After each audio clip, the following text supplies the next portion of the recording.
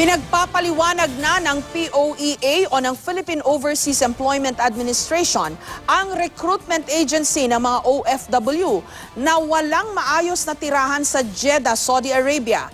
Nangako na ng tulong sa mga problemadong OFW ang labor attaché doon.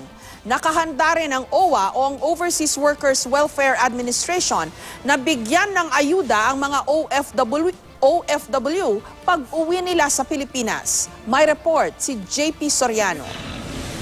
Habang nagluluto ng makakain sa tabing kalsada, dinadaan na lang sa tawa ng mga OFW ito ang kanilang sinapit dito sa Jeddah, Saudi Arabia. Sarap buhay Pinoy, oh. Sabi ng Wise. Wise nga eh. Doon, kumpleto. May aircon, may TV, may rep. Pero wala. Ganito kasarap sa abroad. Oh, ganito nga. Sa mga videong ito na pinost ng OFW na si Prince Warren Kian, makikita pa sila na natutulog sa bubungan ng gusaling kanilang tinutuluyan. Para-paraan na lang para makatulog ng mahimbing.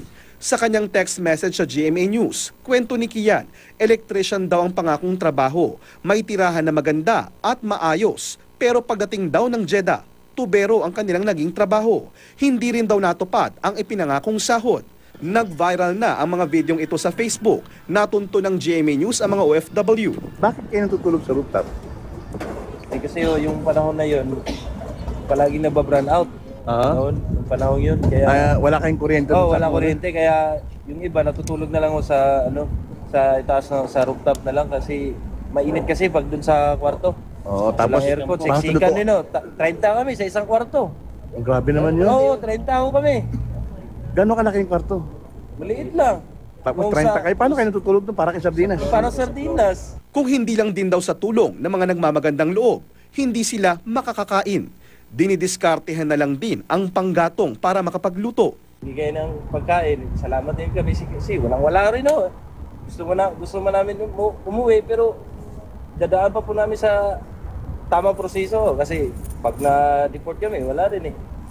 Lugi din eh. Nakausap na nila ang labor attaché sa Jeddah para iparating ang kanilang hinaing. Nangako naman ito ng tulong.